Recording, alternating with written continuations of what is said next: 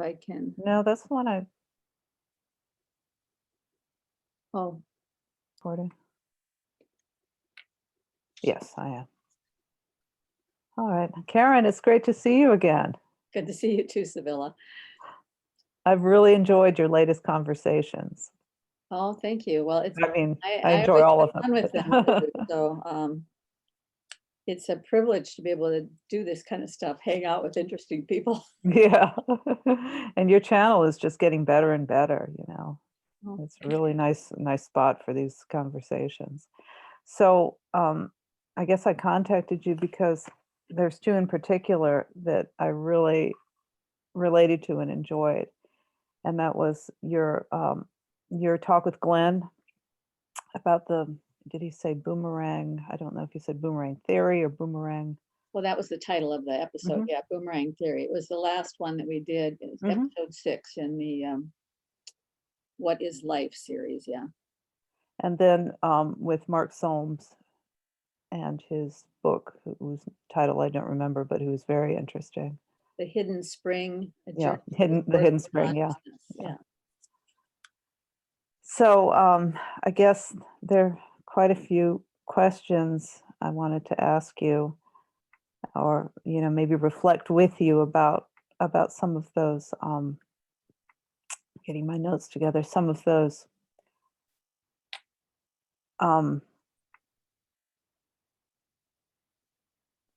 Some of the points that came up. And the first one was Glen's the dialogue he had with Glen, which was really so interesting because I really related to it in a lot of ways. And the first thing that he said, I guess in a lot of ways, this is one of the most important points to me, was that he said that that computation is fundamental.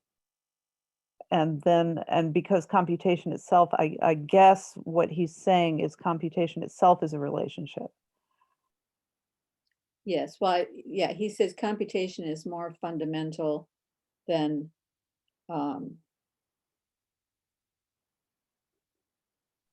more fundamental. I forgot the matrix now. But relationships are more fundamental than things. Yeah, I mean it was something like Computation is more fundamental than information. yeah. And So relationships are more fundamental than things. fundamental in things, yeah. Specifically conditional relationships, which means that's when a choice needs to be made, and if else then choice needs to be made.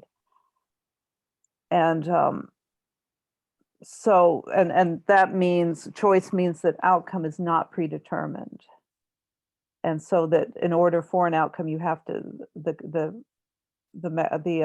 I don't know how to describe it, the computation itself, or I'm having a little trouble with the word computation, so I'm Yes. Well, stumbling. so let me tell you what I think he's Okay. saying, because he has such a brilliant mind, and Mhm. inside there, I know there's something super important, Yeah. but words fail on my side. So, but let me tell you what I think he's saying. Mhm. Well, for one thing, the if else then thing looks to me like it's a description of action and consequence. Mhm. And one would think that that has to be what we think of as a living organism, Mhm. right? Yeah. But one of the examples that he and I have played around with a lot is the idea of a lock and key. Mhm. So the mechanism was obviously designed so that when the key is inserted into the lock, the tumblers can sense, Mhm. we're using the word sense, but it's Yeah. tumblers in a lock. The tumblers can sense whether or not the key is the correct shape. And if the Mhm. key is the correct shape, the tumblers will allow the lock to open. Right. When the actor jams the key in the lock and turns it, the lock will open. Mhm. But if you think about that process, it seems to me that I mean, this is what goes on in my mind. I sent Mhm. him a question about this and he said it's going to take him a couple of weeks to think it through. Mhm. So I only have the question, Yeah. not the answer yet. But my question is, then couldn't we also say that mechanism is more fundamental than the result, and that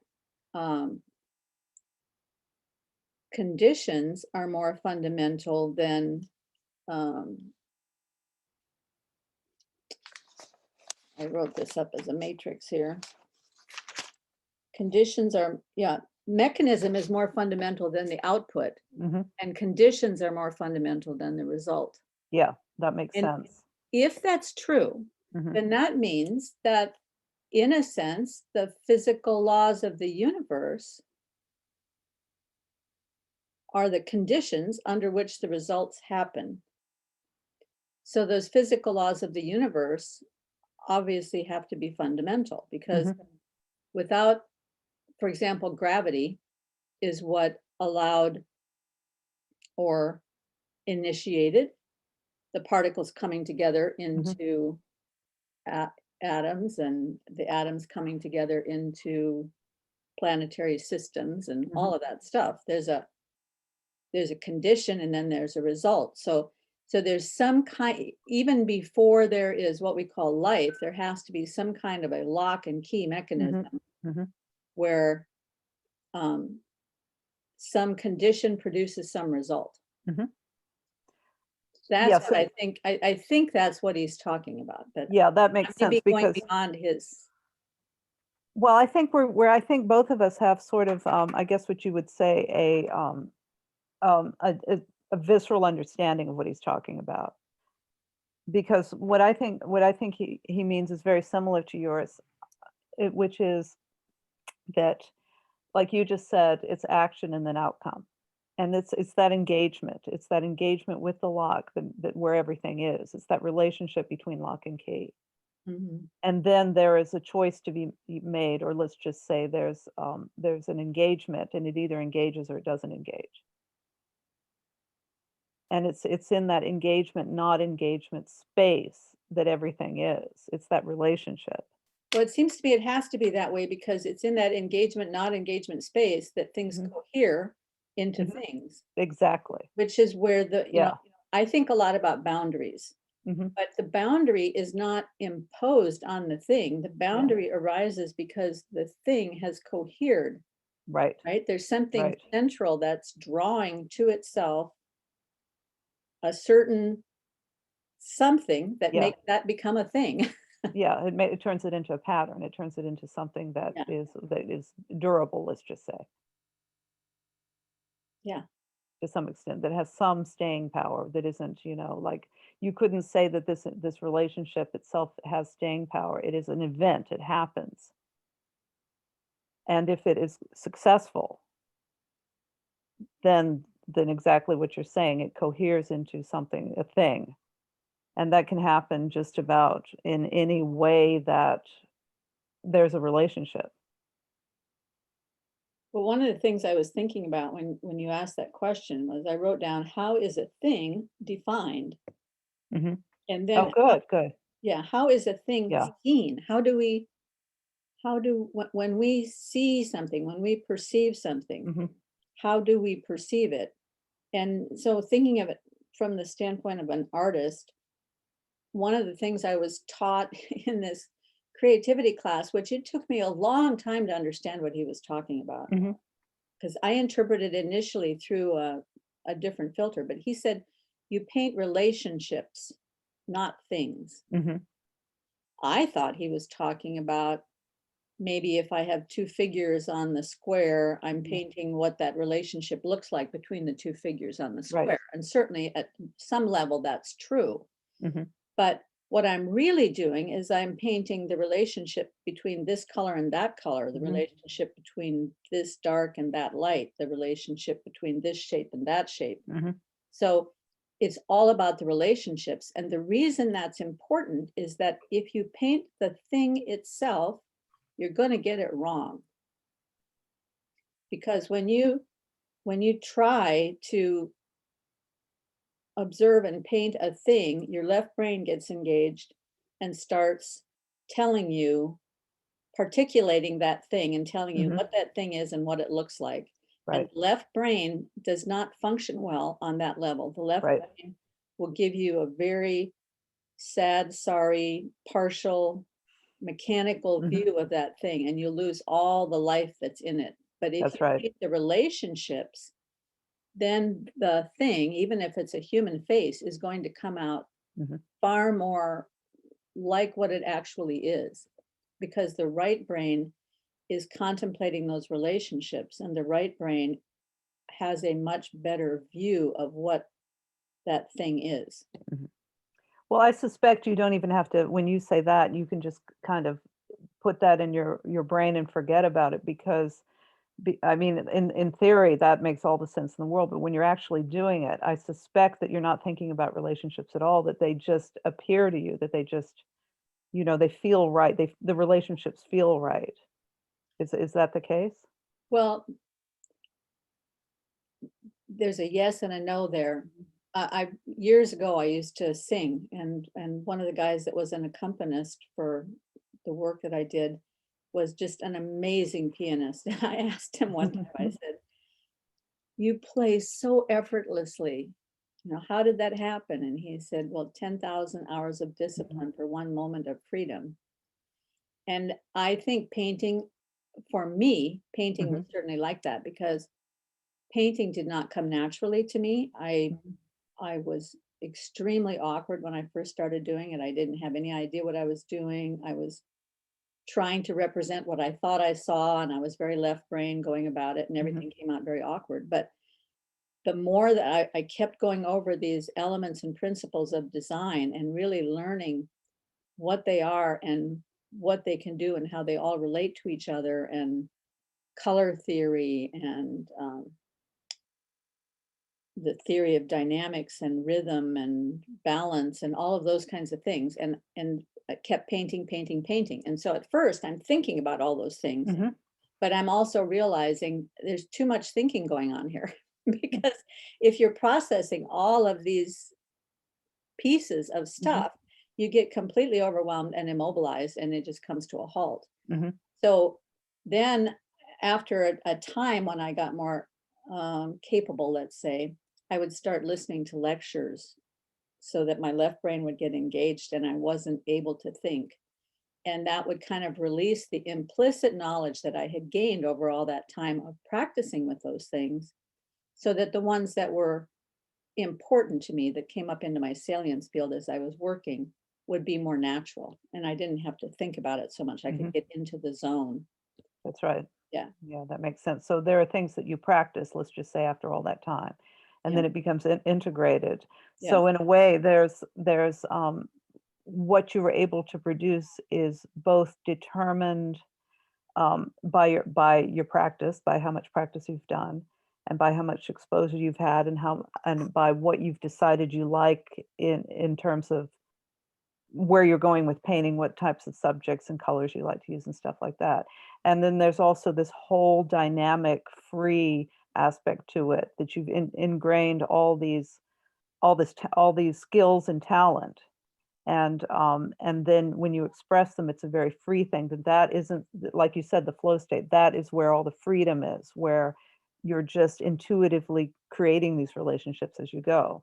So you've got this deterministic sort of thing, which is all the practice you've done, and then this free sort of thing, which is how it comes out on the canvas as you work, But not even then thinking. you can stop once in a while, and then you Mhm. can assess. Yeah, And that's right. And then you go back into the other side of the brain, you could say, or into your area of practice, and draw from there what needs to refine it. mhm.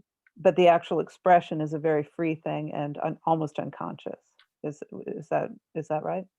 Yeah, I mean, that's what I would say. And then you go back and assess, and you look at Mhm, it, mhm, and this is where I think these things come up in the assessment. I've said so many times, I think that there's something about the artistic process that just drills down through every level of reality. that makes sense. Yeah. That makes a And lot of sense.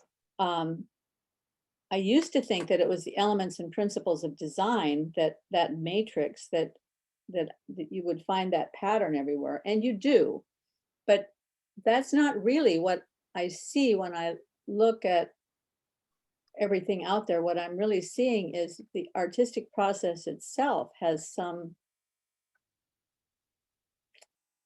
connection to every level of reality. And one of those things that you do when you take stock of where you're at is context becomes very important. Like I might look at something and I think that is just, that's not showing up well enough because it's not light enough. Mhm. And then when I really look at it, I realize, no, it's not that it's not light enough. It's that there's not enough contrast. So if I make the thing next to it darker, or if I make the thing next to it the opposite color, Mhm. or if I make, if it's a warm color, if I make the thing next to it a cool color, and I create the difference, that's what's going to make it show up, right? Yeah, that makes a lot of So, sense. so you start to learn about context, and you start to Mhm. learn about the importance of differences, and the importance of contrast, and well, a lot of those are principles of design, but Mhm. um, it's there are the big overarching principles like boundaries, dominance, context that really show up everywhere. And part to me that seems kind of mysterious. Like, Mhm. why would that be a part of everything in the universe?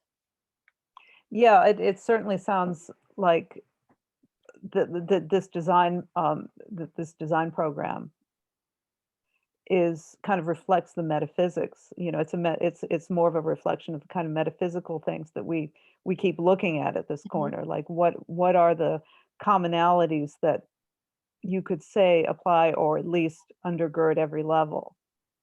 You know, and I think there's a couple of things you mentioned: the center, the relationship, the boundaries. Mhm. Now, so when you're looking at Pirsig, Mhm. he has a different set of levels, right? Um, Yeah, I mean, and maybe we should go straight into emergence because that's what was so interesting to me about your your conversation with Glenn is I hadn't known much about emergence at all. And then he was talking about it and I was saying to myself, you know, this really sounds like Pirsig's levels. So I'll just talk about it briefly. In Pirsig's philosophy, the metaphysics of quality, you have four levels of evolution. And the first one is inorganic, which goes on for a long, many billions of years. And everything on the planet is organic. Then something happens where carbon, this is what Pirsig said, that carbon becomes complex enough, the carbon molecules become complex enough that they somehow turn into this sort of latch, which is an interim between inorganic and biological.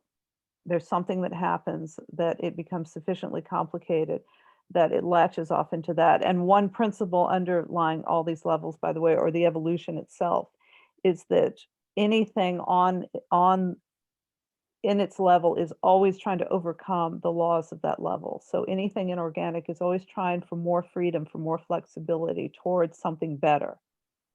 You know, towards something better, I think is key when you're looking at it in that when oh, that's the lens to look at it through. I saw that in your notes, and Mhm. I could you just, you said everything is always trying to overcome the laws of the level under it, or the level above it? The level it's on. I mean, there's a little more to that. So the level above it, yeah, the lower levels are always trying to infiltrate, you know, or trying to take over the upper levels too. That happens in this theory as well. But you've got this inorganic level and it becomes sufficiently complex that it can finally produce something like a protein. It has this dynamic center, which is the carbon, um, which is the carbon molecule, and it develops this ability to protect itself with this protective protein, and basically that's DNA, and It's DNA that then ratchets off and produces and begins to starts the biological level, which goes on for a long period of time, becomes more and more and more complex until the point, and Pirsig doesn't say what exactly happens, and I've been, in discussions about this with other people, where what exactly happens that ratchets that off into the social level, but then the social level ratchets off, and that is its own thing, and then the intellectual comes from that. Eventually, like human beings become less animal and more human, and they develop the capacity for intellect. The brain develops to that level. So there's 4 levels. And each one of these levels, and you could say that, in fact, definitely these levels emerge from the other levels, and they emerge, and you cannot break one level down into the component parts of the level it emerged from. It's true strong emergence. In fact, profound strong emergence, because there's only 4 of these levels in this regard in his theory that have emerged with this kind of strength. And each level has its own laws and desires, you could say. And desire, I mean, thinking of it in those kind of anthropomorphic terms is relevant, I think, to Pirsig, because we're looking at it being a value-oriented metaphysics. Okay, so how does he handle that in the inorganic level? That's so interesting. Well, this is, and I was listening to your conversation with Carl and Glen, so Pirsig would, I believe, and that it sounds right to me. I mean, this is why I like this philosophy so much, because, when you find something you really like, it lines up with what you feel you already believed all along, if you know what I mean. Mhm. It just feels like it. So there is because value is what, the relationships, this is value-oriented metaphysics, value-centered metaphysics, relationships first, then instantiation of those relationships create the universe in Pirsig's model. And because everything has the capacity to overcome and to become more free and more flexible, you could say that even on the inorganic level, you could classify that as the inorganic form of consciousness. Because no matter how conscious or unconscious something is in the scientific, and the way we think of consciousness, which is animals and above, I suppose, that drive towards freedom, towards quality, can be construed as consciousness no matter what is doing that. So let me just confirm here. Everything Mhm. has a drive towards more flexibility and more freedom. Yeah. Does he give any examples of what that looks like in the inorganic level? Well, in the inorganic level, you have more and more, chemical complexity. Things So, become so he associates chemical complexity with more flexibility and more freedom? the more yeah, that's what I mean. I'm not going to be able to talk about it in scientific terms because I don't know enough about it. But the more complex, for example, let's just say the more um, like carbon molecules. I remember what he said about this. The more complex they are, the more able they are to do different things, and the more attributes they have. Like they can be harder, or they can have different physical attributes. And I'm a little fuzzy there, so I better not go into that too much more. But as things become more flexible, they have more attributes. They can change state. And like I said, I better stop there because I don't know enough Well, about I mean, that. that gives me some Yeah, idea of what he's talking about. Yeah, that's really helpful. like the more complexity on the inorganic level, the more stuff they can do, to the point where they can do stuff like become a life form. And they use these forces of nature, like when it ratchets off into life, it uses these he said weak forces, like, and again, I better not go into it too much, but the ability to use force and carbon to create this complex molecule that is halfway in between inorganic and organic is the ratchet off into life. Mhm. Wait, I don't know if you, I can't remember what I talked about in the videos that you said you watched, so I don't know if I ever mentioned this or not, but there is a very interesting lecture in the McCloskey lecture series by a guy by the name of Eric Smith, where he's talking about his theories about where life came from. Mhm. And one of his theories is that the first life arose where the warm water was coming up through the vents in the ocean floor, past certain rocks that had certain chemical attributes and so forth, and that this warm water coming up and all of that created an environment in which life could arise. But in telling the backstory of how we got to that place in the, you know, building of the universe, he talked about how the earth, when it was, I mean, still is, since it's forming, it has a lot of iron on the crust of the earth. And that iron, of course, attracts oxygen. And so the oxygenated iron kind of gravitates down to the center of the core, down into the molten core. And then from the molten core, it recirculates back up to the surface through these kind of channels. There are a number of these channels coming up out of the core up to the surface of the earth. And it's where one of those channels of this iron coming back up to the surface is in this warm environment in the ocean, and that's part of what created this environment for life to arise. But what's fascinating to me is, so the whole earth is like this gigantic battery creating the electromagnetic thing because of this iron that's continually moving in and out. And it sounded to me like the earth is breathing, right? That's not just, it's not just accidental that the earth has to breathe and that the earth breathes. It takes this oxygen down to the core and brings it back up again, you know, comes back up again for more oxygen so that it keeps, in fact, it's not even just breathing. It's like, the circulation of blood in our bodies works that way. It gathers oxygen, and it takes oxygen to the organs, so the organs get properly oxygenated, and then it has to go back, and you know, we breathe, and that oxygen is translated into the blood so it can feed the organs again. So I thought that was amazing. I mean, he didn't say that the earth is breathing or that it's got this circulatory system, but it sounds exactly like that. I think they're hesitant to anthropomorphize things like that because it sounds too much like it's a design.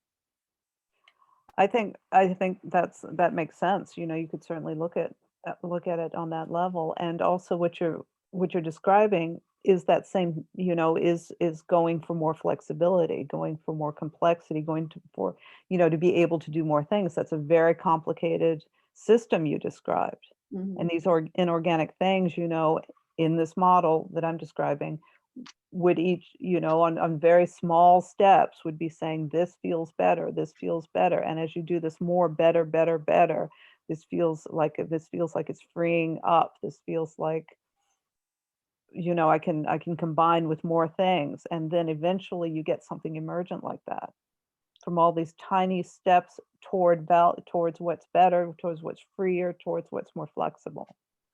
And then you end up with You this don't have any amazing system. You don't have any hesitation in using words like feeling when you're talking about inorganic things. That's interesting. Well, it seems to me that if value is, you know, if value is central, you could say computation. I mean, I would say computation is describing choosing. You could even say, if, you know, if the way Glen's using the word computation, if I understand the way it's using it, it's that this inorganic substance has this sense of what is going to make things better for it. And it's not, you know, it's a very, very low level form of consciousness. But the thing is, this choice of what's better continues all the way up to every single decision we make at every second. Well, so at its simplest level, the computation he's talking about is just the yes, no question. Yeah, but there is a yes, no, and yes is better than no. No means, you know, you don't have an opportunity here. Yes means you have an opportunity there. Well, I And mean, let's depending just on the use the word, context. Sometimes and no is better, sometimes yes is better. Yeah. Yeah, exactly. If it's something you want to avoid, yeah, certainly. But it means, you know, there's your opportunity which one is going to work better for you. And so a lot of people would say, well, this is just random, there's no choice. But and of course that's a matter of what metaphysics you want to, you want to go with. But what makes more sense to me is this ongoing y- choice of quality that everything does all the time. Yeah, I mean, so I had no problem understanding what Glenn meant when he said Mhm, choice in that mhm. discussion with Carl. But Yeah, yeah, but he got creamed in the comments from using yeah, that word, and of course, Carl went after him for using that word, yeah, but in my mind, it makes perfect sense. yeah. And I think that that's what it really comes down to is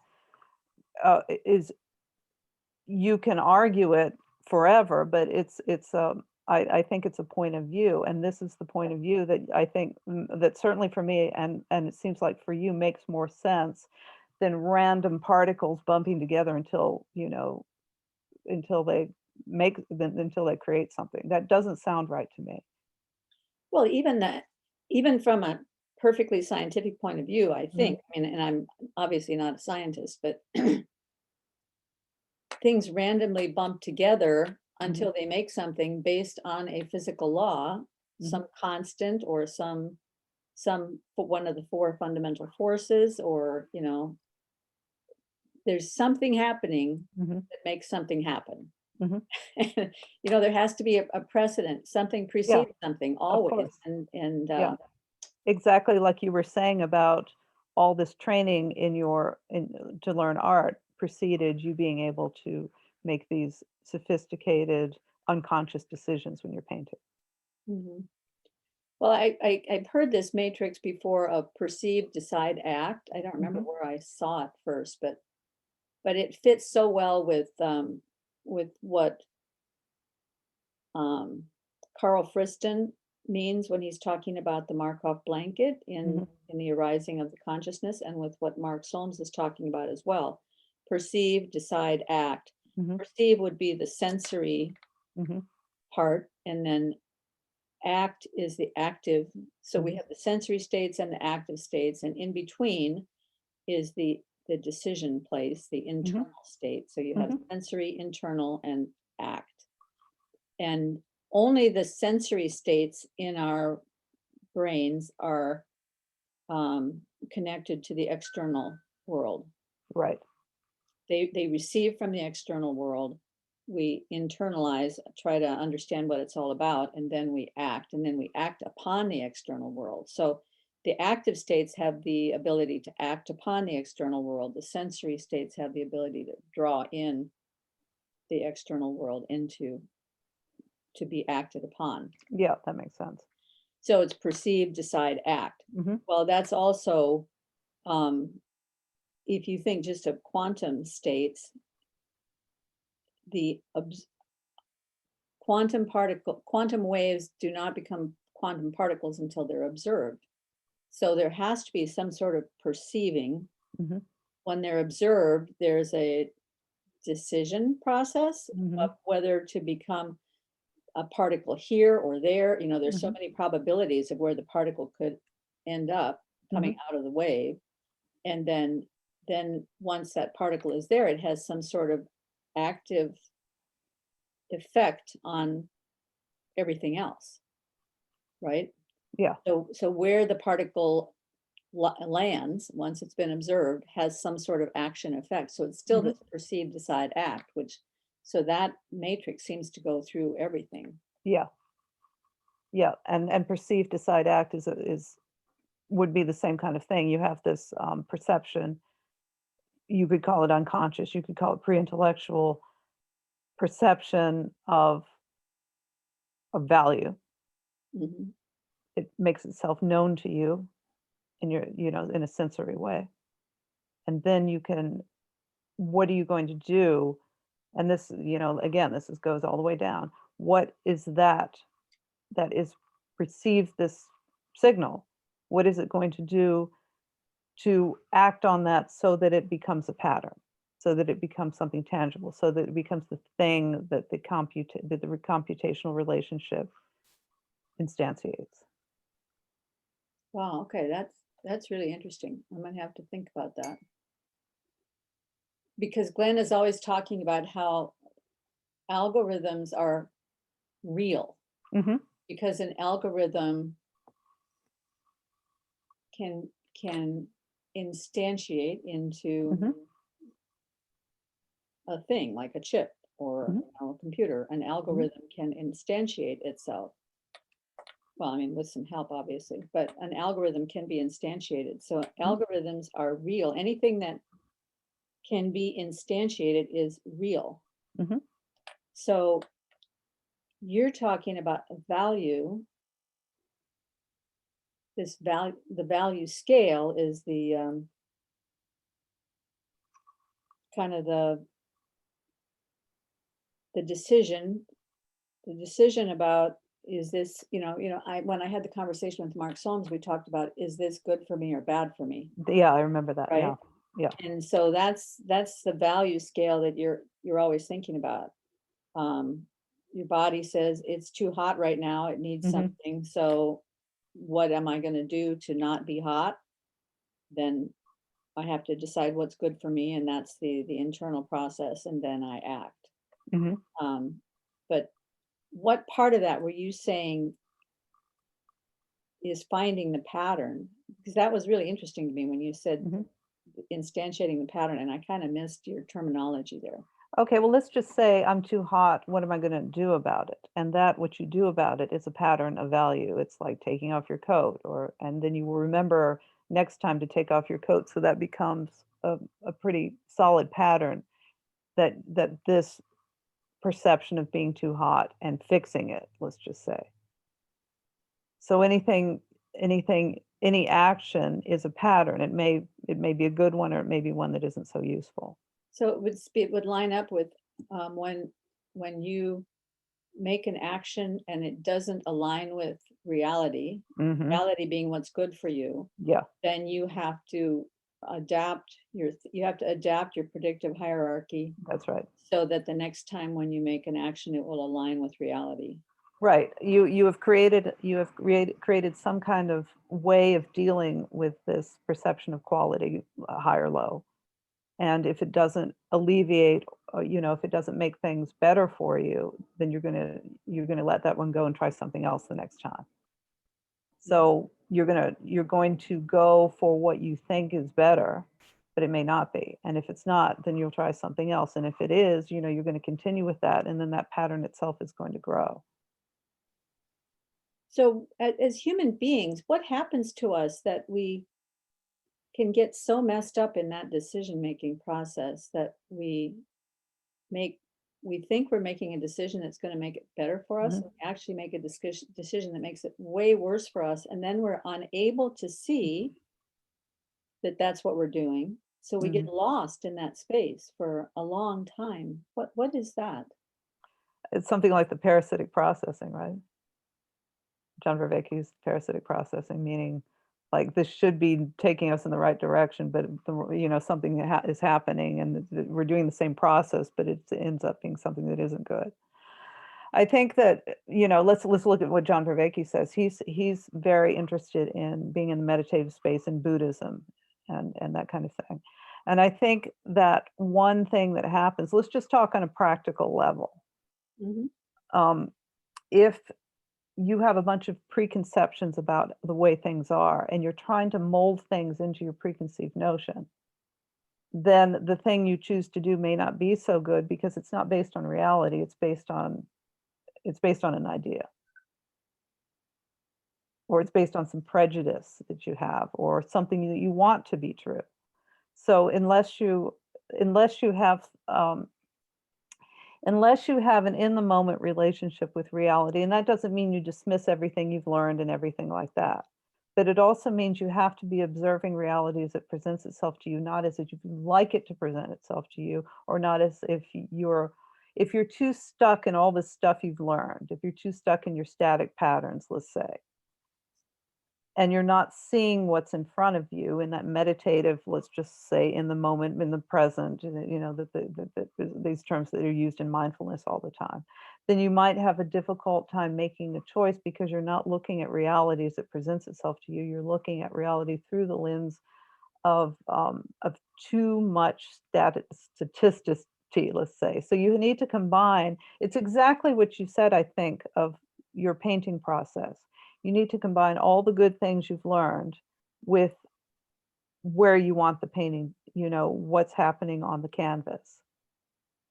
And it's like you said, if you're trying to make a mechanical representation of something rather than develop the painting as it presents itself to you, then you're going to have something worse than what you were going to do if you're a little bit more flexible in the present, in the flow state.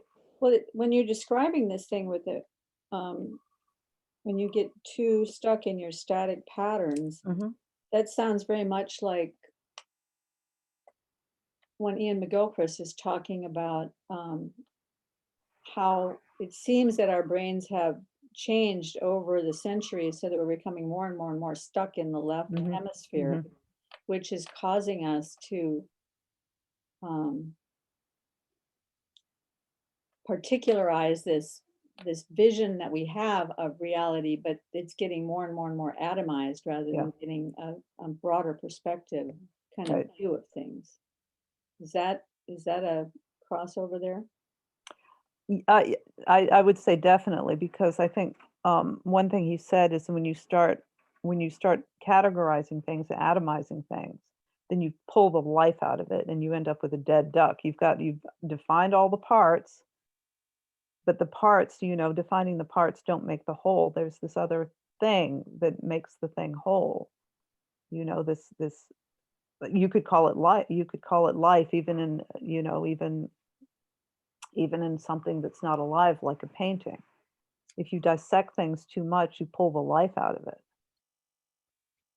And the problem is with what we're doing is we're over intellectualizing and categorizing things, and then acting on those intellectual concepts and trying to put them back into something that we can't because we're neglecting the relationships of the parts. Yeah, it seems to me there's something there that also leads to, I have a whole lot of things in my head right now, but Me too. so the categorizing thing is kind of, in my mind, is connected to the intersectionality thing, which is this ideology that Yeah, I think perfect example. All these identity groups, and so it's very particularized. Yeah. And there's something inside of that, neglecting the relationships of the parts, that lets go of goodness and truth and beauty. Because the people that I know that are stuck in that spot think that the world is irredeemably ugly and hopeless and painful and nihilistic and incapable of seeing that there is a beautiful side. And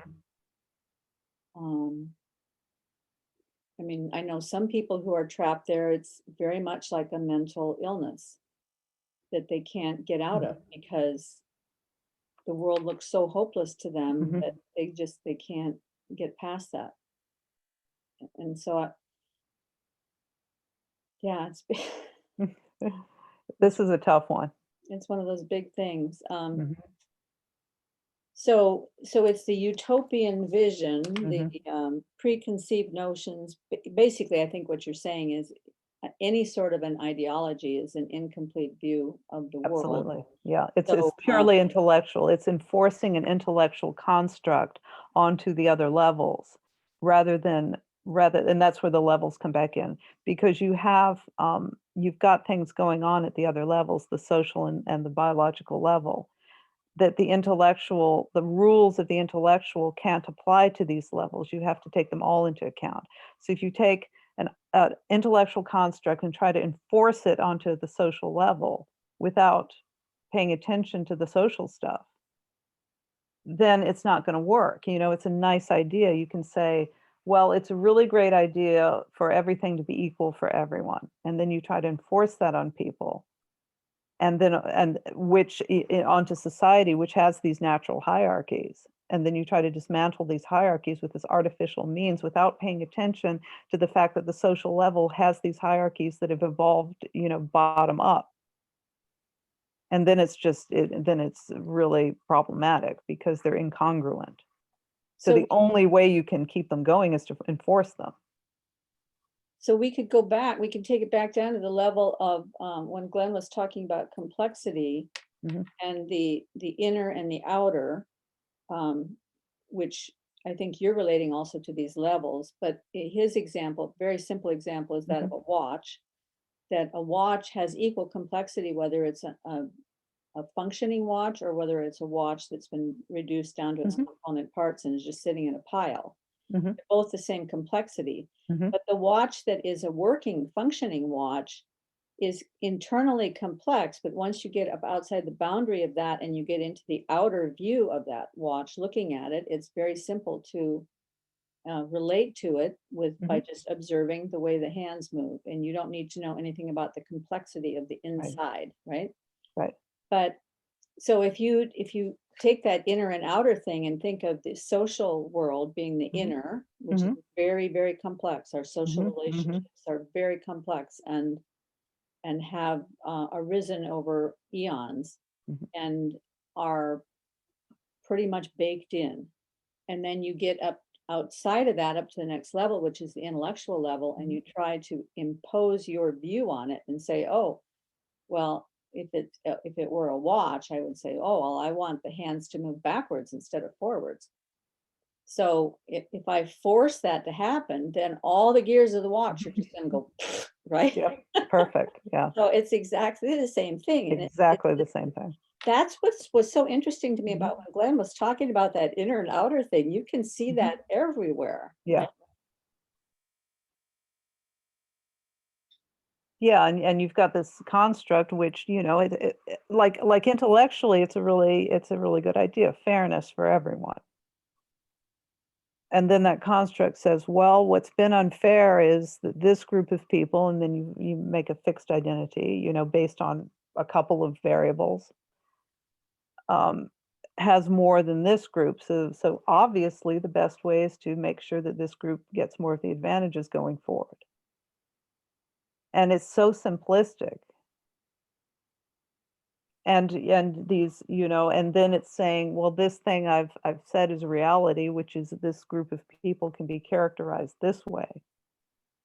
It's so simplistic that, it sounds good intellectually, but it's exactly what you said. It's not going to work.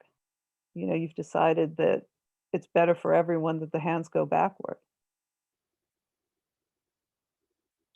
Yeah. I really wish there was some way to put together something where we could talk about these things at a mechanical level or at a level that's detached from all the emotional conundrums that come out of these really big issues, and just kind of rationally rationally explain how these things work, especially for the people that I know that are seriously hurting because they're trapped in any ideology, whether it's right or left. I know a lot of people trapped in a lot of ideologies that are in a lot of pain because they can't find a way out of their box.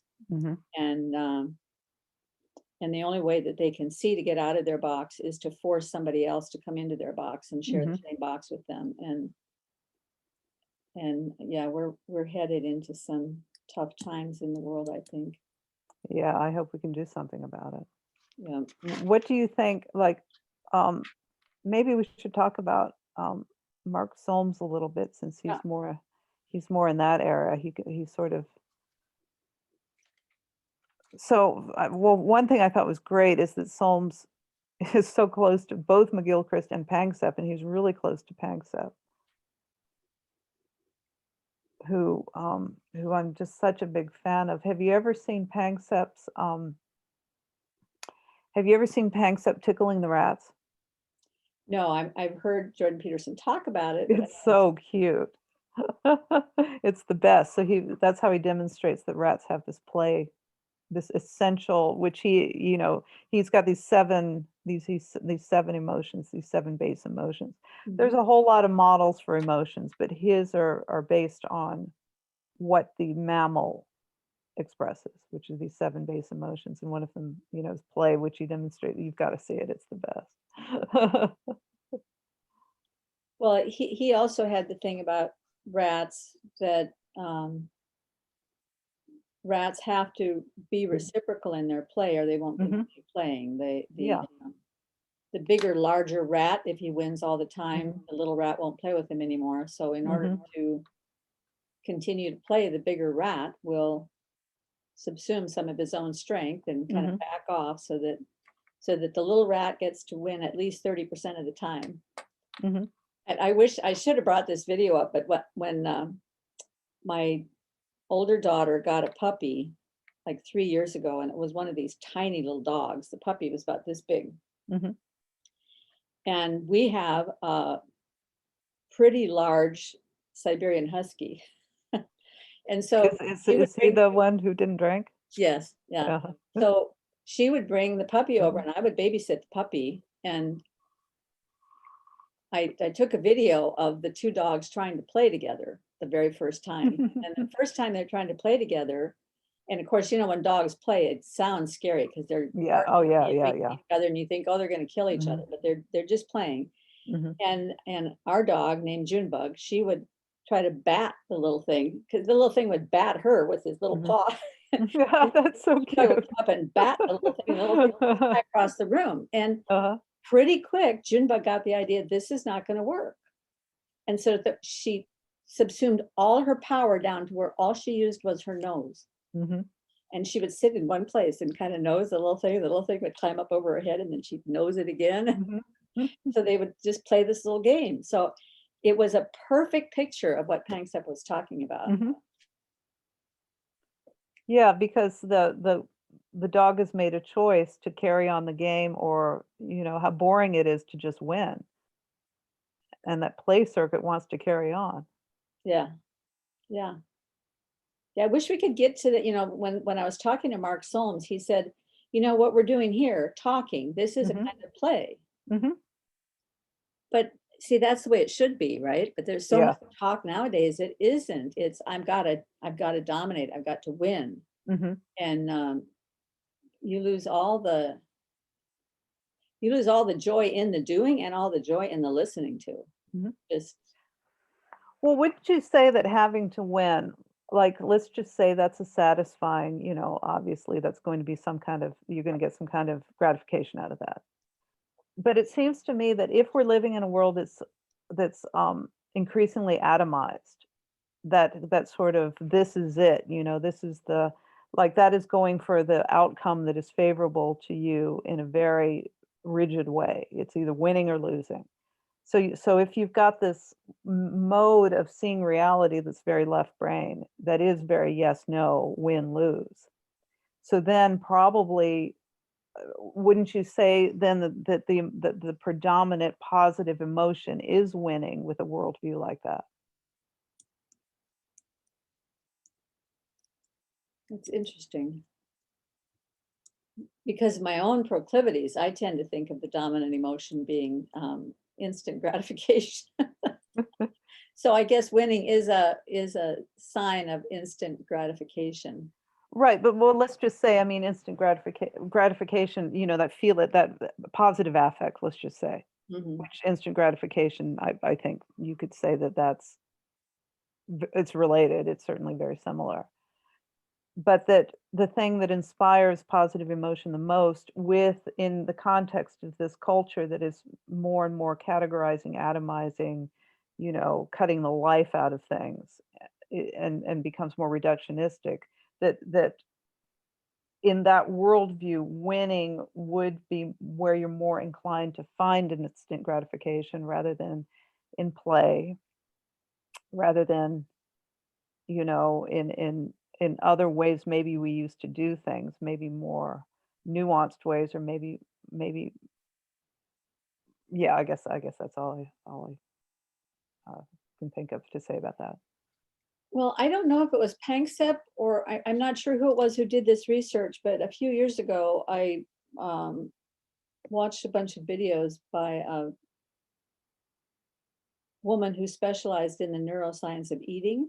Mhm. And she talked about some studies they had done with rats where they took a bunch of rats, let's say 100 rats, and they threw them all in a big cage, and they would feed them. And at a certain time, when the rats knew the food was going to come, they'd all rush over to where the food was going to be, and they'd eat. Mhm. So then they introduced a secondary characteristic. About 5 minutes before the food came, they would drop a lever into the cage, and then they'd watch and see what would happen. And over time, when the rats kind of got the idea, oh, the lever's going to come down, and then 5 minutes later, the food is going to arrive. When the lever would drop, about a third of the rats would run over to where the food was going to be. And a third of the rats would just kind of wander around aimlessly. And a third of the rats would go over and start nuzzling the lever, loving the lever. And then they did a second study with these rats who are already categorized now. They knew the lever lovers and the food motivated ones. They knew all that. And they checked which ones were addictable. And they had some other study that they could do to figure out which rats are addictable and which ones are not. And I was very surprised to learn that the addictable rats were the ones that ran over and schmoozed the lever. So it's very weird, isn't it? Yeah, that is weird. What do you make Yeah. of that? Well, so what she made of it, and I thought, as she talked about it, I thought that's really true, because I've always struggled with food addictions, and since listening to her, I've had much more success, because I don't want to be those rats in a cage. I don't want to be those rats. But she said it was that there's certain triggers or signals that we kind of fall in love with the signal, and we let that signal rule our lives. So for me, I might have been driving down the freeway and not even thinking about food. But one of the things I used to really like were the McDonald's breakfast biscuits. Just, I don't know why, but they really appealed to me. And they stopped serving them at 10:30 in the morning. So if I would be driving down the road and I would notice it's only 10 o'clock, that wouldn't do any, I mean, that didn't say anything to me. But then I would see the golden arches. It's only 10 o'clock and there's a McDonald's. And I'm not hungry, but there's a McDonald's and it's only 10 o'clock. And the car would just drive itself off the freeway, and I would be there in an instant getting my breakfast biscuit. And that was like the lever. So today I was thinking about that, and I was kind of trying to break it down. And I think what's happening is this, that the lever is like a promise. Something's coming. And the food delivery is like the promise fulfilled. In between there's a promiser, the one that comes and actually provides the food, right? So you have the promise, the promiser, and the promise fulfilled. And the addictable rats are the ones that fall in love with the promise. And I'm still working on this, but I mean, at least in my mind, there's something very deep there. Something That's fascinating. I agree with you. Yeah. So I'm trying to work that out for myself, because it just came to me this morning. I tend to work in these matrices. As much as I try to be right brain and not left brain, I still get myself trapped in these little formats. But anyway, you wanted to talk about Solms. And Well, can I say something about that just real quick that I just thought of? So Peterson, with his the first thing he did was all that alcohol. The first area of research was alcohol addiction, and he said it's not the substance that you're addicted to; it's the behavior. It's the context. And he said the best way to get over addiction is to not hang out with your buddies that use drugs and put yourself in a totally different situation, because the actual substance isn't the problem as much as the whole shebang. do you think there's something with that, clear, does that make things, does that fit into what you're trying to figure out? Yeah, that's really interesting. I mean, I'm thinking of that right now in terms of so many people who are isolated because of Mhm. COVID, and they've lost the environment of all their friends, even if those were the friends that they were going out and drinking with, and maybe they're even drinking more because they're not able to hang out with their friends. Yeah. So I don't know. I don't know if that's the only way to overcome addiction. Mhm. I mean, that seems like a pretty narrow band right there. Um, for me, I think the most significant things that help me when I can zone in on it and remember these Mhm. things are the Vervaeke's thing about reciprocal narrowing, Mhm. realizing Mhm. that if I let myself go down that path, my life is going to get narrowed down to just that path, and I won't have any other choices. Yeah. Any intellectual pursuits that I might want to follow, or, any relationships that I might want to maintain, or any service that I might want to offer, that's all going to evaporate, and everything is going to revolve around that one thing. And that's where I saw the rats in the cage. Mhm. They kind of give up on all their relationship with all the other rats. They don't run off and do what the other rats are doing. They just go and they cling to that Mhm. lever because that's their lifeline, is that promise that their needs are going to get met. I mean, maybe it's a lack of abundance thinking. I think a lot of addiction comes out of believing that we live in a scarcity environment and there's Mhm. not enough, and I need to get mine, and I need to get it right now. Whether that getting is food or drink or money or sex or um, any other kind of satisfaction, I need to get it right now, and because it's fear driven, there's not going to be enough for me. And if you can turn that around, and I mean, for me, the fundamental reality that I try to inhabit is that God is good. Mhm. God is good, therefore, He is given to abundance and generosity, Mhm. and I need have no fear about whether or not I'm going to be cared for. So I don't need to be focused on taking care of myself and meeting my own needs that way, because if I just remember that God is good and I continue to do the next right thing, things are going to be okay. If I Mhm. go the other direction, get all filled up with fear, want to do my thing, Yeah. just eating the apple, Yeah.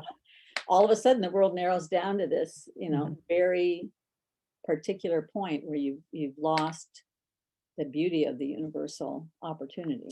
Yeah, opportunity, I think, is the key word there. I think that's what I was trying to say a little bit earlier when I said that you need to be in the moment, seeing things as they are. Because if you've got an idea that this is your only path, let's say you've gone down you've narrowed your perception of opportunities, and then you operate from there, and then you choose the wrong thing. You think it's the highest quality thing within this narrow window, and not seeing all the opportunity available to you. You Mm, know, like Matthew 7. Just be aware that I am going to offer you quality opportunities, but you need to trust that they'll be there for you. mhm. Yeah. And Yeah, I think I that think makes that's sense. really hurts a lot of people who Mhm. are trapped in this nihilistic view, is Mhm. that they have this perception. It's just a well-worn rut. They can't get Yeah. out of that perception. Yeah. Yeah, and it's really tough, and what do you do for someone like that who is absolutely certain? And I think that's another thing, is that people would rather be miserable and certain than embrace uncertainty and all the opportunities it affords. Oh, wow. That's great. Um, so one of the things that I wanted to talk to Mark Solms about, and I tried Oh, my yeah, sorry. I tried to get at it several ways with Mhm, him, was, how you're talking about narrowing your perception of reality, mhm, and um, you'd rather be miserable and certain, which is part of, you're faced with this infinite field mhm, of possibility, and how do you make your way across the field? Um, the postmodernists would say, well, there really isn't any way that you can do that because there's too many choices, and you know too many categories. It's mhm, combinatorial explosion, so it's mhm, kind of hopeless. There's no meaning, therefore. Where the person that's narrowed into their perception of reality, they've decided, I'm going to take this path because that one at least is certain. Even if I'm miserable on it, at least I know something. I'm going to go forward that way. And then I'm going mhm, to think I know everything I need to know, which is where you run into a lot of trouble. But if you're going to face that field of infinite possibility with a really open heart and mind, and just say, um, I believe that if I move forward, I can have something good and I can, mhm, make a life for myself. What are you going to do? You're still immobilized because there's too many choices. And Peterson says, then you have to find a higher star. You have to look above the horizon and find a higher guiding goal that lets you organize all those perceptions, so that not only organize the perceptions, but it brings into your perceptual field the information mhm. that you need in order to achieve the goal that you've chosen. And I couldn't get anything like that out of Mark Solms. I tried 3 different times to ask the question, how do you get up to the next level? But for him, it all came back to um, the feelings at the brainstem level, Mhm, which it seemed to me that he was talking about feelings being sensations. And I don't mhm, know how he got from sensations to emotion, because to mhm, me, when we say feelings, we mean both my sensations that are in my hands and my nose and my ears and all of those are mhm, feelings. But we also say, when you also use the word feelings when we're talking about our emotions, and it mhm. seems to me that those are two entirely different categories of consciousness, of perception, or, and I don't know how he got from one to the other, because he mainly was talking about sensations. Mhm. I'm too hot, or I'm too cold, or I'm hungry, or I'm sexually aroused, or um, I feel like I'm suffocating. Those sensations drive this value register. But where where does bliss come from, or love, or joy? The value register he's talking about seems to Mhm, me like a very narrow band. Whatever you do that's going to meet your mhm, need, and then that nature's going to select for that, and those that are better at meeting that need are going to get selected for. mhm. But then you're just selecting at a very pragmatic level. Um, well, if you're looking at emotions through the Panksepp model, Okay. uh, the emotions themselves, the 7 emotions, love being one of them. Well, let's just say if you're looking at it through the Panksepp model, then what Solms is doing is relating feeling. He's saying that we have the same circuits that the animals do, which is true. Hmm. And I think what you're talking about is something more transcendent. I think the feeling and emotion you're talking about is in context with more on the social level. Well, let's try to take that apart. Yeah, let's try But because I think I know what he's talking about, but I'm yes, wondering, yeah, bliss, what do bliss you would what always is be your social. what is your definition? Bliss would always be social. Love would always be social. Joy. I guess it's conceivable that joy could be personal and not social. Mhm, It's always relational, because maybe your joy is brought about by a radiant sunset, or a beautiful tree, or the bird song, or a mhm, beautiful poem, or so it's always relation. It's all always relational in some sense, Yeah. relational with something, That something or makes sense. someone. So I think what he would be talking about, that particular emotion of joy, would be the connection, the basic connection is the mother and child in every animal species. Not every animal species, every mammal species, because apparently these egg-laying reptiles don't have this emotion that develops with the mammals. So the understanding of, and maybe play would be in that too, you know, that would be relational. Maybe like I was saying in the notes, lust kind of is that earlier form of it that turns into this more sophisticated, that branches off into this more sophisticated care, is what Panksepp calls it. And that like say we're talking about these emergent levels having their own rules. So on the biological level, we share this care emotion, which is this connection with the mother and that relational feeling of positive affect with another being. It manifests as play if it's not the mother. So there's some positive relational thing on that biological level.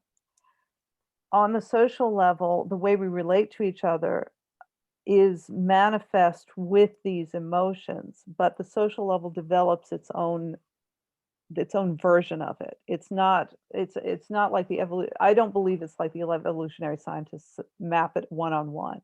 They explain away the social level by saying, oh, well, this is just some variation of this primitive instinct, this primitive emotion. Once you get into the social level, you've got the meaning of that social level, you know, the joy of, let's just say if we're talking about bliss on a religious level, you have the sensibility of God, which you get from us being social creatures. I mean, you don't dream up, if you didn't grow up with any kind of culture at all, I don't think you'd come up with the idea of God as a concept. I think that occurs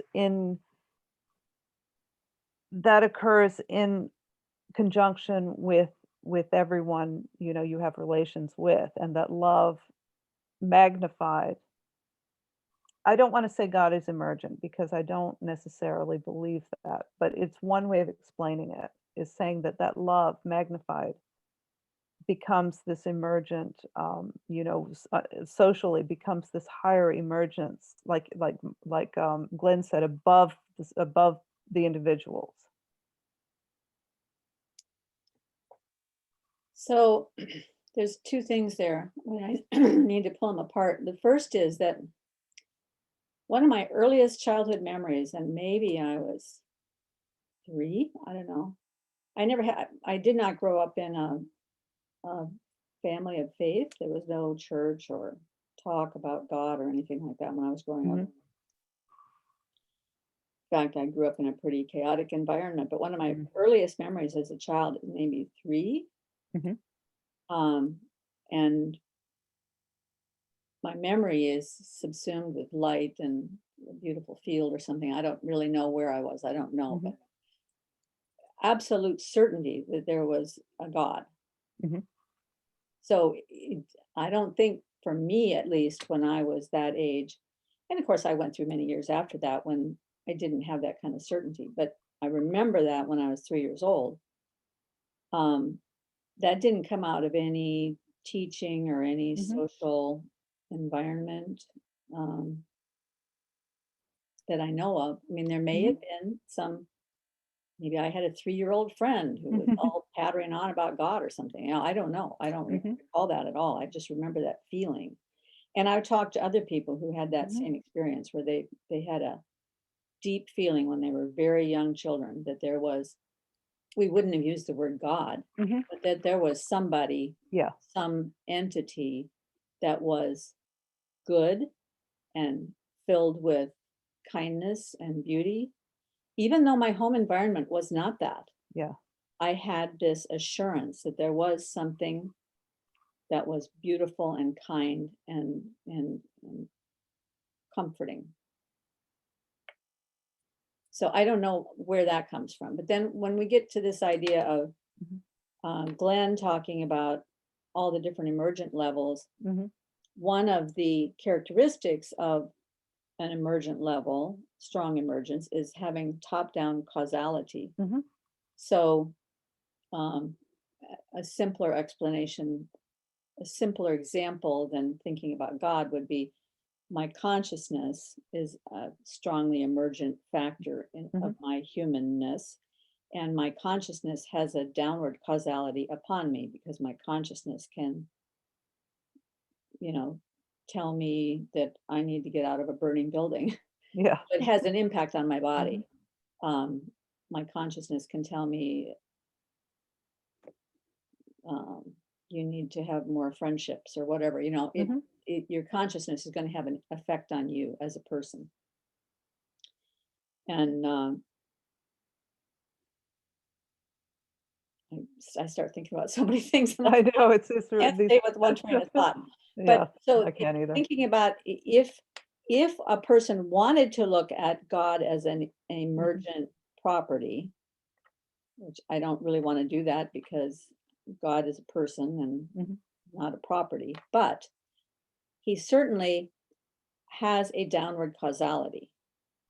So he has, and this is where I think, I had many conversations with Carl, and the problem we would always run into in really trying to communicate with each other is that he has this very interesting view of the world, that there is what Paul Vanderklay calls a God number one, being this moral centerpiece of the universe, and that the universe is constructed around this moral center, but not that is a God who is a person, or a God who has any causality in the universe, or has any impact on people, or is a part of the universe in any way. Just that there's a moral center, and he can call that God number one. And Paul talks about, and of course we would think that is the transcendent God, and then the immanent, or the personal God, is Paul Vanderklay's God number two. And a lot of scientists think that if you're going to talk about a personal God like that, he would need to show up in the world, in the universe, as some particle. He would have to be identifiable. Yeah. Right? But I really like the picture that Jonathan Pajot gives of Me too. Of the hierarchy, with God is the base, and he's also the pinnacle. He's also beyond the pinnacle. I mean, I prefer to think beyond the pinnacle, because I like Chris Wilson's picture of the asymptotic relationship to the axis. So what does that mean? Okay, so he fell in love with calculus because he could see this. The asymptote is a certain function, a curve, that comes up and continues to go upward, but never touches the axis. It just gets closer and closer and closer and closer, but it never touches. That's a function of calculus. Maybe using the wrong word. Maybe it's not function. Maybe it's derivative or integral or something. But anyway, this curve that's always going up and never touching. So if it's never touching, then it can't just be the top of the hierarchy. It has to be above the top of the hierarchy, right? Which makes sense, because if people can get to the top of the hierarchy, they have to have something else to reach up beyond, which is Jordan Peterson's, looking at the star above the horizon.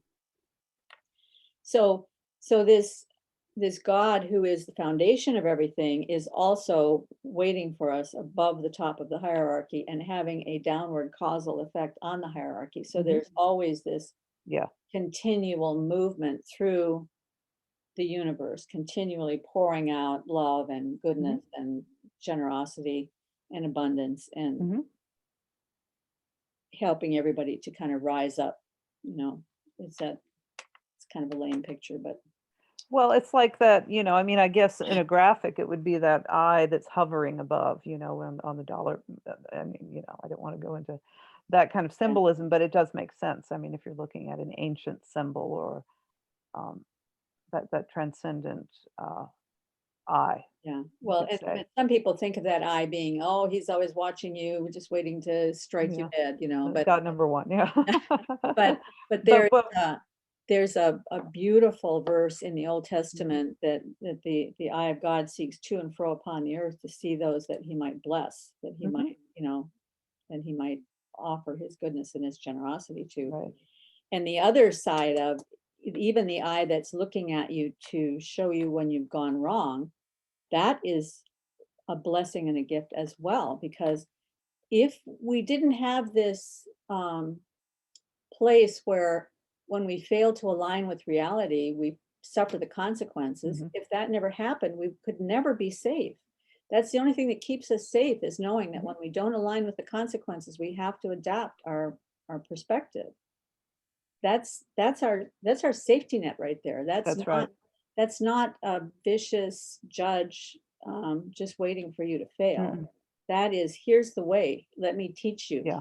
When you bump up against this, when that stove is hot, you got to Yep. back up, right? Absolutely. I mean, it maps onto Solms homeostasis. It maps onto quality. It maps onto God being above, always something to reach for. It's just ingrained in the system wherever you look. Even as even those inorganic um, inorganic substances trying to overcome the law of gravity or the whatever law of entropy down there. One of the most perfect practical pictures I ever heard was an arborist that I hired one time because we had a tree that was failing in our backyard, and my Mhm. husband just wanted to go in and whack off the top of the tree and be done with it. And I said, no, I'm going to pay an arborist to come. So the arborist explained to me, you never want to cut off the head of a tree ever, because the head of the tree is what informs the rest of the tree how to grow. Yeah, yeah, And if interesting. you cut off the head, the branches will come out all wiggy woggy, and it will Mhm, no longer, because every tree has a unique shape. An elm has a shape, mhm, and an oak has a shape, mhm. and a Christmas tree has a shape. That shape is defined by the head of the tree telling the rest of the tree how to grow. And if you cut the head off, the tree can't grow Mhm. properly. It'll still Yeah. grow. My husband says it's a tree, it'll grow. Yeah, it'll grow, but it'll look weird, and as a woman, I want my trees to be beautiful. I know, I agree with you. But you know what, So, that's funny, it makes me think that maybe that's what those people who do topiary do.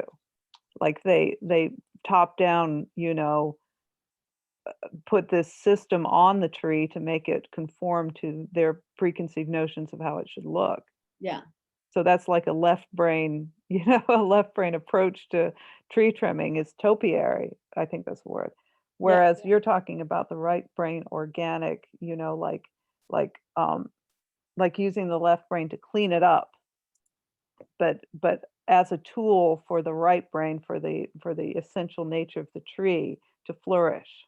To have the maximum freedom and Mhm. flexibility to become all it Exactly. can Yep. be. Yeah. And see, that's really interesting because, Mhm. bonsai wants the natural appearance of the tree, but they want to Mhm. contain its size. Yeah. So with the bonsai, they trim the roots off the bottom so that it Mhm. can't get too much established into the ground, and then the tree won't grow as large. So that's a different way of Mhm. forcing your opinion on it. But let's go back to the tree for a second. Mhm. In thinking about the church, I think, in the scripture, it says that the church is the body of Christ. Mhm. But the church gets into trouble when it starts to think that it's its own head, because it's not its own head. And likewise, the church gets into trouble. Some churches think that they can cut Jesus off and still have the church. Mhm.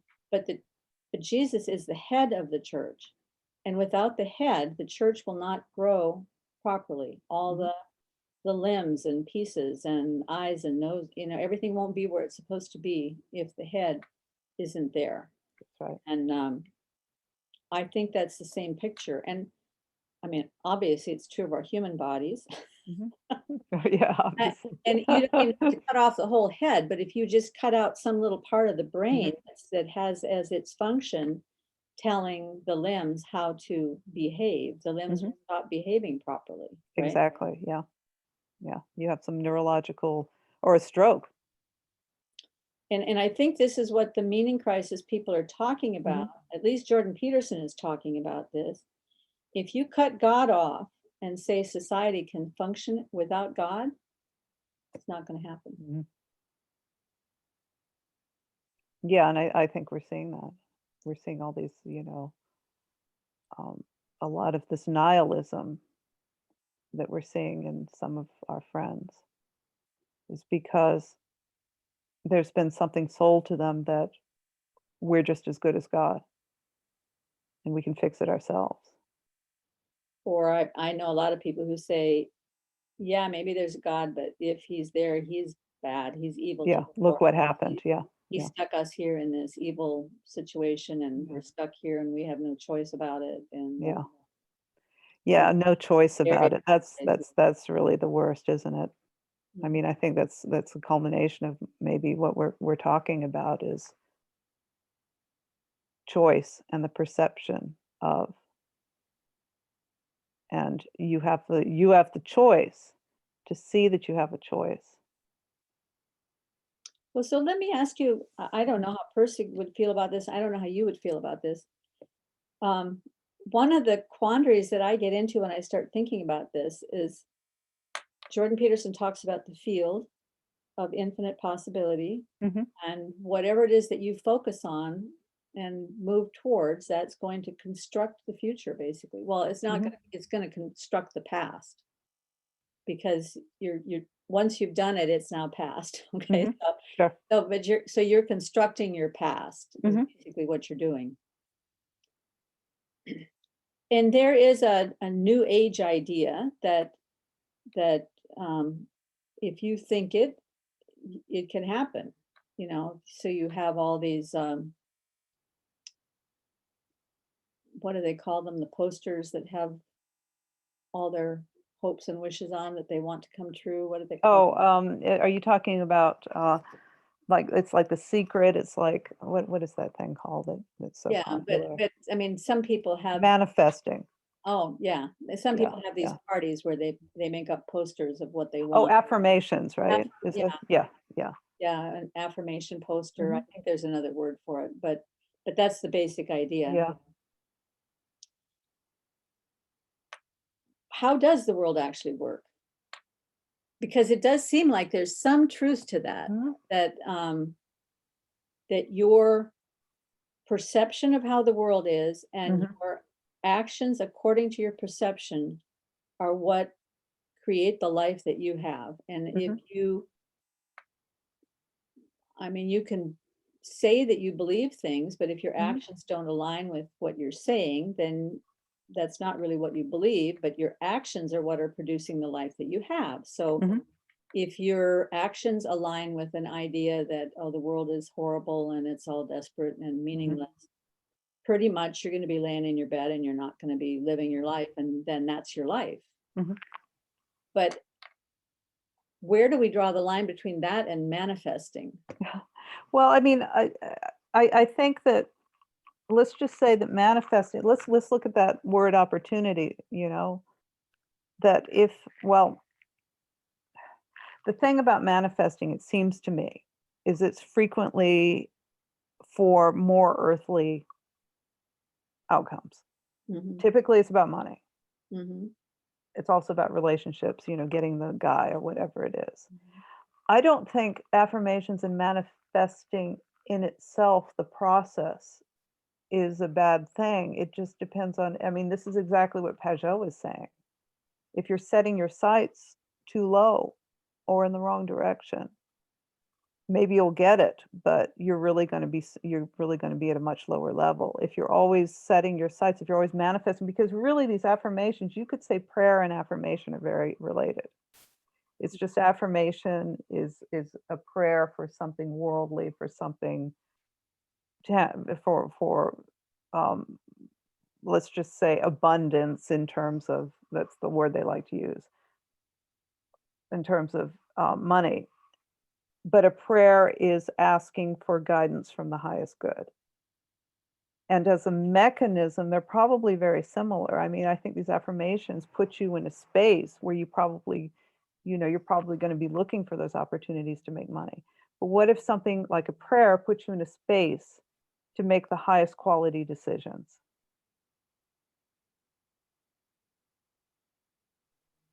So, yeah, and so you're saying that, you said something in there that was so important, I lost it. Manifesting is setting your sights too low. Mhm, Prayer is seeking guidance from the highest good. mhm. And there was something in between there that popped up in my salience hierarchy and I lost it. Was it Peugeot? It probably had something to do with Peugeot. It had something to do with setting your sights too low. Mhm. Um, Unworldly? well, not just unworldly, but if you're setting your sights too low, that doesn't necessarily mean that it's well, I can't retrieve it. It'll come back maybe while you're talking. Yeah. I get very frustrated. I'm trying to take notes, and at the same time, Mhm. I'm trying to follow you. Lost my train of thought. But it probably had something to do with the whole process of coming up with coming up with affirmations and Mhm. trying to determine what it is really that is your. Oh, it was going back further. It was thinking about choice in terms of even pre-organic life. Um, oh, the freedom and flexibility thing. Mhm. So when freedom and flexibility, we have a tendency to think that more freedom, more flexibility is always good. But that's really not true. There are times when more freedom or more flexibility is actually a negative. Mhm. Yeah. So what does Pirsig do with that? Because, Well, for you've example, if got, your body yeah. gets too flexible, Mhm. then you don't have any body strength at all because your That's right. joints won't hold together, right? You've got, if you've got your patterns, you've got everything, you've got your static patterns and the ones that work. And you want to preserve the good ones and update them. It's freedom and flexibility, but these patterns protect what's good. They're established there. They're there because they work. And so you don't want to destruct them for the sake of freedom and flexibility, but you don't want to preserve them for the sake of security. It's somewhere in between. If things are too dynamic, too chaotic, that's not good. If things are too rigid, too static, that's bad. So we're looking for that homeostasis. Again, we go back to the same thing that keeps emerging, that homeostasis, that lining up, that harmony. And ultimately, if you are looking at the highest good rather than down here and trying to harmonize with that, that's the best way to be. And I think all of these people are saying that same thing. Well, so does static and dynamic line up with known and unknown? Um, I think that's one way you could. Yeah, I think that's certainly one way to put it.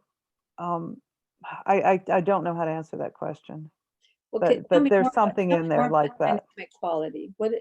Because I was trying to look up Pirsig's idea about static and dynamic Yeah. quality, and I didn't quite understand what they meant when they talked about the dynamic quality. Well, he said that static quality is anything you can, static patterns of value are are anything that would appear in the dictionary. And they could be anything from the smallest particle to the most grandiose idea. So Dynamic is anything that how you defined. anything you can find. dynamic, and there's fleeting ones all the time. People have ideas and thoughts. Those are patterns. They just, they're very, very dynamic to the point where they dissipate. Or if they're good, people find a way, they write them down. That's a way of making a static pattern out of a dynamic. You get this idea, it's dynamic, and you solidify it by writing it down. For example, dynamic quality is the relational aspect between the perceiver of quality, of the perceiver and the perceived in any situation. What perceives quality and the thing that is perceived as being of quality. That's that relationship. I think computation probably might be a good analogy for dynamic quality. I think we're getting down to something here. Yeah. Yeah. I think we're seeing things line up. So perceive, decide, act. Mm-hmm.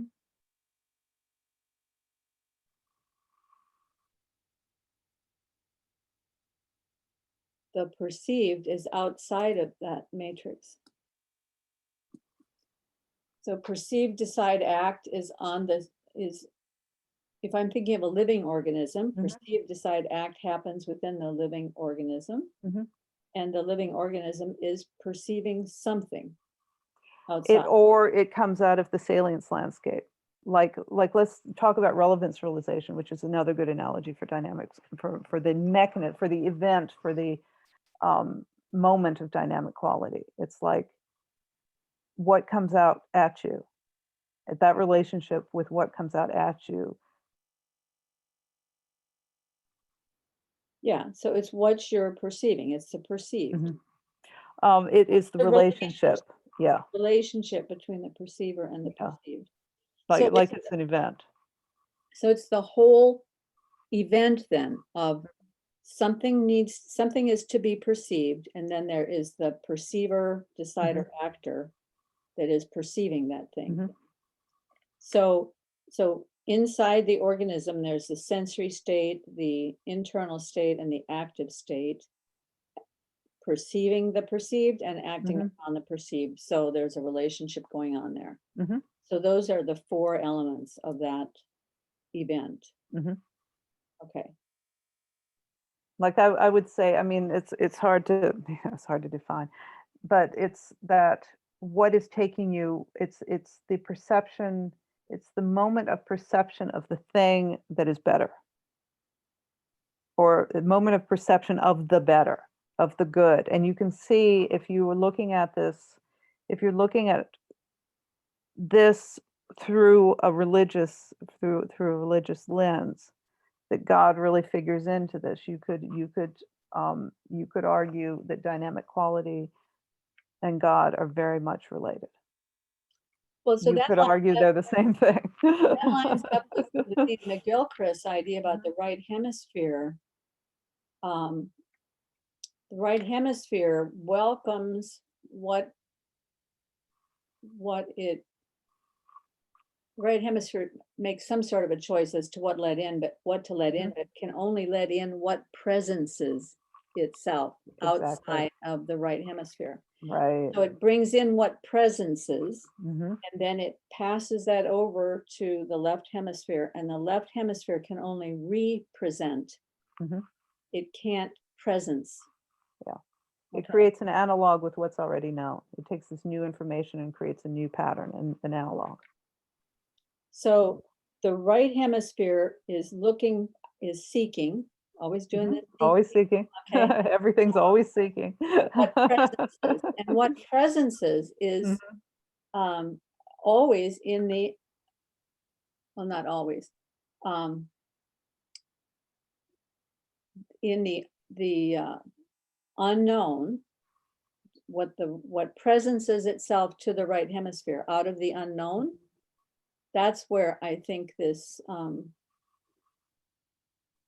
this connection with God comes up, because God is always making some aspect of himself known to us Mhm. through this presencing. And that's, Yeah. and that's the relationship that we have with the unknown. You know, Jordan Peterson always says, make friends with the unknown rather than the known, because that's where you're going to find the useful, the new information, the quality information is in the unknown. So you're presencing that, it is being presenced to you, you're bringing that in. And it's a gift. Yeah. Ian That's right. McGilchrist says the intuitive mind is a gift, and the rational mind makes an excellent servant.